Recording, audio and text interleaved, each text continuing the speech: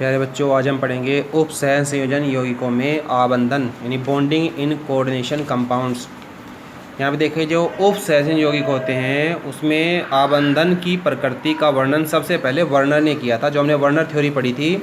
परंतु उस सिद्धांत में कुछ कमियाँ थी, वो कुछ आधारभूत प्रश्नों के उत्तर नहीं दे सका। जैसे वो ये नहीं बता सकते हैं कि कुछ ही तत्वों में उप सह संयोजन यौगिक बनाने का विशिष्ट गुण क्यों पाया जाता है। वो ये भी नहीं बता सकते हैं कि उप सहसंयोजन यौगिकों के आबंधों में दिशात्मक गुण क्यों पाए जाते हैं, और वो इस बात की भी स्पष्टीकरण नहीं दे सकते हैं कि उप सहसंयोजन यौगिकों में विशिष्ट चुंबकीय और ध्रुवण गुणक गुण पाए जाते हैं। तो उप सहसंयोजन यौगिकों में आबंधन की प्रकृति को समझने के लिए अनेक प्रस्ताव दिए गए, जिनमें वैलेंस बॉन्ड थ्योरी, संयोजकता आबंध सिद्धांत वैलेंस बॉन्ड थ्योरी और क्रिस्टल फील्ड थ्योरी CFT दो प्रमुख हैं, जिनका हम यहाँ पर अध्ययन करेंगे। सबसे पहले वैलेंस बॉन्ड थ्योरी, ये एग्जाम की दृष्टि से महत्वपूर्ण है, इसको समझिए क्या होता है ये।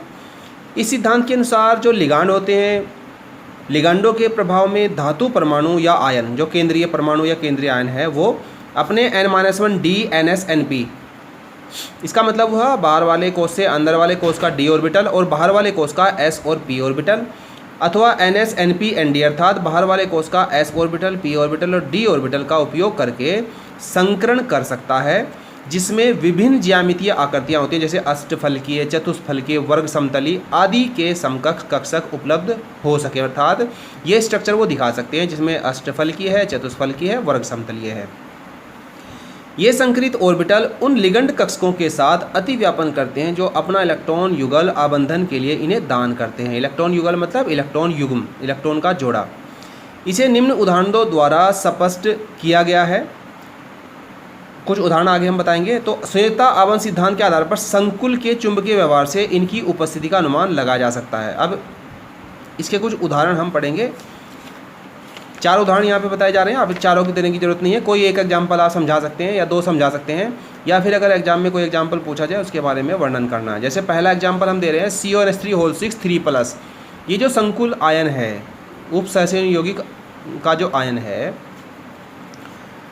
इसकी स्ट्रक्चर के बारे में हम पढ़ेंगे। देखो, कोबाल्ट इसमें केंद्रीय धातु है, 6 इसमें लिगांड है, +3 चार्ज है। चाहे तो +3 चार्ज लगाओ या बाहर K3 लगाएंगे तो ये चार्ज हट जाता है। तो ये जो यौगिक है कोबाल्ट का, जिसमें 6 लिगांड है अमोनिया के, इसमें जो केंद्रीय धातु या केंद्रीय, यहाँ पे केंद्रीय आयन है CO3+ आयन, तो कोबाल्ट का परमाणु क्रमांक 27 होता है। 2 8 15 2 इसका विन्यास है, विन्यास बना लो। बाहरी 2 कोष का विन्यास बना लो। तीसरा कोष है S2P6D7, 2 6 8 7 15, और बाहर 4s में है 2 और 4p में है 0, मतलब p में कोई इलेक्ट्रॉन नहीं है।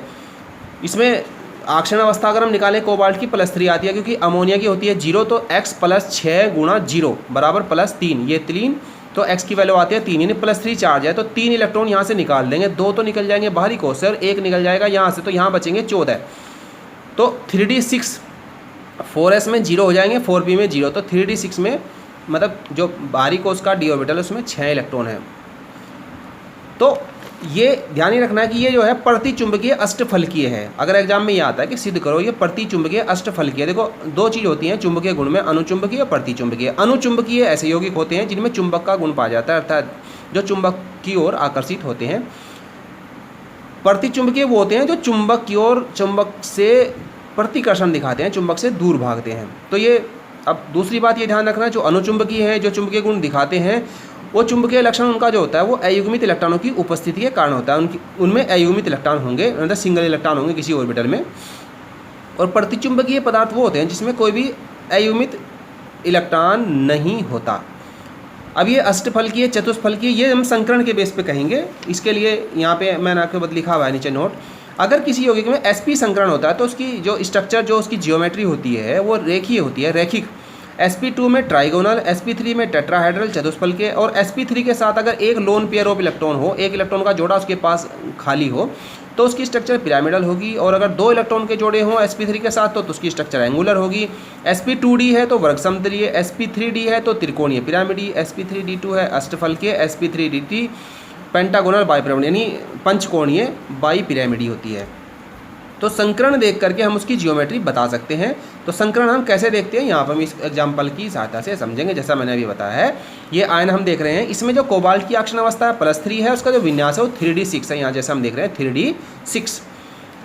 तो इस तरह से हम पहले स्ट्रक्चर लिखेंगे। सबसे पहले हम आद्य अवस्था में कोबाल्ट आयन का इलेक्ट्रॉन विन्यास दिखाएंगे। आद्य अवस्था मतलब ग्राउंड स्टेट, जो शुरू में यहाँ पे जो हमने दे रखी है ये 3d6। तो 3d में हम 6 इलेक्ट्रॉन भरेंगे। हम जानते हैं डी जो कक्षक होता है, जो डी ये पूरा उपकोष है जिसमें 5 कक्षक हैं, ये 1 2 3 4 5। तो हुंड के नियमानुसार सबसे पहले एक इलेक्ट्रॉन भरेंगे, उसके बाद जोड़े बनाएंगे। चूंकि डी कक्षकों में 6 इलेक्ट्रॉन है, मतलब जो पूरा डी उपकोष है उसमें 6 इलेक्ट्रॉन है, तो एक कक्षक में पहले एक भरेंगे। 5 भर गए, फिर एक में हो गए 2, क्योंकि फिर पेयरिंग शुरू होगी हुंड के नियमानुसार। अब आप देख रहे हैं इसमें 4 इलेक्ट्रॉन अयुग्मित बच गए हैं, तो 4s में कोई नहीं है, 4p में कोई नहीं है। अब हम जानते हैं कि इसमें अमोनिया के कितने लिगांड जुड़ेंगे, 6। तो 6 लिगांड किस प्रकार जुड़ेंगे, यहाँ पे जो है ये पहले 6 के 6 ये जोड़े, इधर यहाँ से ये इधर जंप हो जाएगा, यहाँ से इधर, इसे बोलेंगे एक्साइटेड स्टेट, उत्तेजित अवस्था में। उत्तेजित अवस्था में ये 2 इलेक्ट्रॉन यहाँ से इधर और यहाँ से इधर, यानी यहाँ पे जोड़े बन जाएंगे तीनों के, 2 कक्षक हो गए खाली। अब टोटल कितने लिगांड है, 6। तो 6 इलेक्ट्रॉन के जोड़े आएंगे, 6 इलेक्ट्रॉन के जोड़े आएंगे 6 अमोनिया से, जो कोबाल्ट को वो दान करेंगे। अब ये 6 इलेक्ट्रॉन के जोड़े देखो, एक यहाँ पे आ सकता है, एक यहाँ पे, 2 3 4 5 6। तो लाल पेंसिल से मैंने दिखाया हुआ है 2 4 6 8 10 12। 12 का मतलब 6 जोड़े, 1 2 3 4 5 6 आ गए। अब देखो 2 आए हैं डी ऑर्बिटल में, एक एस में और 3 पी में। तो एस पी के 3, एस पी के 3 और डी के 2, sp3d2 संकरण हुआ। और sp3d2 संकरण में ऑक्टाहेड्रल यानी अष्टफलकीय संरचना होती है, अष्टफलकीय ज्यामिति होती है। तो यहाँ से तो सीधी ये हुआ कि ये अष्टफलकीय इसकी ज्यामिति है इस आयन की। दूसरी बात यहाँ पे हम देखेंगे, इसमें कोई भी अयुग्मित इलेक्ट्रॉन नहीं है। पहले थे ग्राउंड स्टेट में, लेकिन अब इसके पास कोई भी अयुग्मित इलेक्ट्रॉन नहीं है, सभी इलेक्ट्रॉन के जोड़े हैं, इसलिए ये प्रतिचुंबकीय पदार्थ है। देखो अयुग्मित इलेक्ट्रॉन नहीं है, इसलिए ये प्रतिचुंबकीय है। तो अगर एग्जाम में ये आता है कि ये प्रतिचुंबकीय अष्टफलकीय होता है, सिद्ध करो, तो हमें ऐसे इसकी स्ट्रक्चर बनानी होगी। अब इसके बाद दूसरा एग्जाम्पल, दूसरे एग्जाम्पल में उदाहरण हम देखेंगे COF6 3-। यहाँ पे ध्यान देंगे COF6 3- में ये, इसमें भी उसी तरह से कोबाल्ट का सबसे पहले हम विन्यास निकालेंगे, वही 3d6। अब ये अनुचुंबकीय है और अष्टफलकीय है। कैसे दिखाएंगे हम, देखो कोबाल्ट 3 का उसी तरह से पहले इलेक्ट्रॉन विन्यास हमने दिखा दिया। और एक्साइटेड स्टेट में, चूंकि ये अनुचुंबकीय है तो इसमें अयुग्मित इलेक्ट्रॉन होंगे, तो ये अयुग्मित इलेक्ट्रॉन जो 4 हैं जो के त्यों रहेंगे।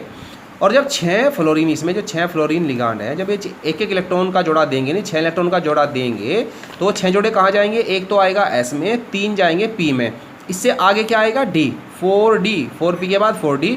तो 1 और 3 4 और 2 6, 2 ये 6, तो 6 के 6 ऐसे आएंगे। तो S1 P3 D2 sp3 D2 संरचना वही sp3 D2 अष्टफलकीय है, लेकिन यहाँ पे 4 इलेक्ट्रॉन जो है अयुग्मित इलेक्ट्रॉन है, और अयुग्मित इलेक्ट्रॉन के कारण ये अनुचुंबकीय होता है। इसी तरह से नेक्स्ट एग्जांपल हम दे सकते हैं निकिल। इसमें ऑक्सीजन अवस्था +2 है निकिल की, निकिल का ऑक्सीजन ये निकाल लिया, 3d8 इसमें बनेगा। उसी तरह से आद्यावस्था, अब ये अनुचुंबकीय है और चतुष्फलकीय है। तो अनुचुंबकीय है तो इसमें अयुग्मित इलेक्ट्रॉन रहेंगे। अब ये दोनों ये इलेक्ट्रॉन इधर से इधर जंप कर जाएगा यहाँ, अगर प्रतिचुंबकीय हो। चूँकि ये अनुचुंबकीय है तो यहाँ पे जंप नहीं करेगा, यहाँ पे जो का तू रहेगा। और कितने इलेक्ट्रॉन आने हैं, 4 जोड़े, 4 सी है ना, 4 जोड़े आएंगे, एक यहाँ पे आएगा, 3 यहाँ पे आएंगे, एक यहाँ पे और 3 यहाँ पे। तो एक एस और 3 पी, नहीं sp3। और sp3 पे जो मैंने स्ट्रक्चर बताई थी वो होती है टेट्राहेड्रल या चतुष्फलकीय, sp3 टेट्राहेड्रल चतुष्फलकीय। तो चतुष्फलकीय स्ट्रक्चर होगी, और इसमें चूंकि ये 2 अयुग्मित इलेक्ट्रॉन है इसलिए ये अनुचुंबकीय होगा।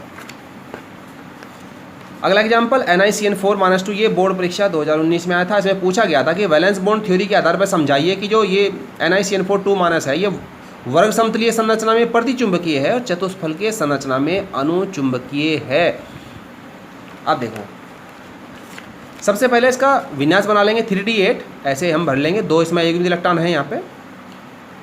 अब जो वर्ग समतलीय संरचना है, मैंने बताया था वर्ग समतलीय जो संरचना होगी उसमें संकरण क्या होता है। वर्ग समतलीय में मैंने बताया था, ये वर्ग समतलीय में sp2d, sp2d मतलब एक s में 2 p में और एक d में, एक s 2 p 1 d। यहाँ पे ध्यान दीजिए, चूंकि यहाँ पे इलेक्ट्रॉन का जोड़ा भरना है, ये एक इलेक्ट्रॉन इधर से इधर चला जाएगा, यहाँ पे एक ऑर्बिटल खाली हो जाता है जब ये इसका निर्माण होता है। तो जो 4 इलेक्ट्रॉन के जोड़े आएंगे सी एन के, एक यहाँ पे, एक यहाँ पे, 2 यहाँ पे, तो एक एस, 2 पी, 1 डी, sp2d। तो ज्यामिति हो गई वर्ग समतलीय, sp2d संकरण के कारण, और यहाँ पे कोई अयुग्मित इलेक्ट्रॉन नहीं है, इसलिए हो गया प्रति चुंबकीय। यहाँ पे देखो, अब अगर बात करें चतुष्फलकीय संरचना की, हम जानते हैं जो चतुष्फलकीय संरचना है उसमें संकरण होता है sp3। चतुष्फलकीय में sp3 मतलब इसमें d ऑर्बिटल में कोई इलेक्ट्रॉन नहीं भरता यहाँ पे, तो क्या होगा, ये इलेक्ट्रॉन जो का त्यों रहेगा, ये जो का त्यों रहेगा उत्तेजित अवस्था में। यहाँ पे इस तरह से उत्तेजित अवस्था में जो का त्यों रहेगा, और इलेक्ट्रॉन जो 4 जोड़े आएंगे, एक s में आएगा, 3 p में आएगा, sp3 ये। तो sp3 संकरण हुआ, sp3 संकरण मैंने बताया था, संरचना हो जाएगी चतुष्फलकीय। और चूंकि यहाँ पे कोई भी इधर अयुग्मित इलेक्ट्रॉन नहीं है, यहाँ पे 2 अयुग्मित इलेक्ट्रॉन हैं, तो उसके कारण ये अनुचुंबकीय होता है। जैसा मैंने पहले बताया था, अयुग्मित इलेक्ट्रॉन अगर होगा तो अनुचुंबकीय, और अयुग्मित इलेक्ट्रॉन नहीं होगा तो प्रतिचुंबकीय जो है वो होता है। तो इस तरह से हम यौगिकों का गुण बता सकते हैं, वो अनुचुंबकीय है या प्रतिचुंबकीय है, और उसकी जियोमेट्री क्या है।